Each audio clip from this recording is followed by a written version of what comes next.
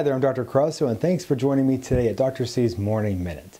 I'm often asked about the autism spectrum and what that term precisely means. Well, I'll take some time today to explain. First, of course, autistic children are obviously very different from one another, just like all children are unique. Moreover, children with autism can present quite differently in severity and the extent of their symptoms. For that reason, autism is often referred to as a spectrum disorder.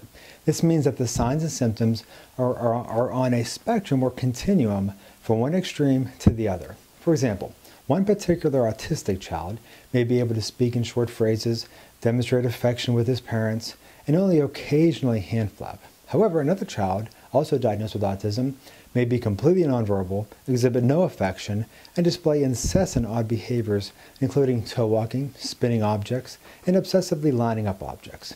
The spectrum can also refer to the wider scope of diagnoses, including autistic disorder, pervasive developmental disorder, not otherwise specified, or PDD-NOS, and Asperger's disorder.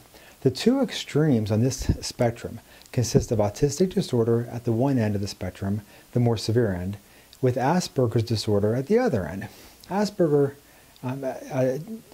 disorder will be described in detail in a later Morning Minute, but for now, it consists of a number of autistic-like signs, including rather significant socialization deficits, a tendency to obsess on topics, and odd use of language at times. However, people with Asperger's disorder typically verbally communicate without too much of a problem, and typically want to be social, just not quite sure how to do that at times. Many children would display only some of the signs of autistic disorder or Asperger's disorder, and therefore do not meet the full diagnostic criteria for either. In those instances, the child may fall into a broader diagnostic category, the aforementioned pervasive developmental disorder, NOS, or PDD for short. In terms of the rates of autism, we've seen the most increase in the Asperger's and PDD diagnoses. The rates of autistic disorder have always been about 1 to 2% of the population. Now, I hope that helps to clarify this idea of autism being a spectrum disorder.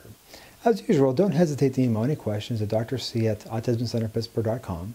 I'll see you next time, and we'll be talking more about Asperger's disorder. We'll see you then.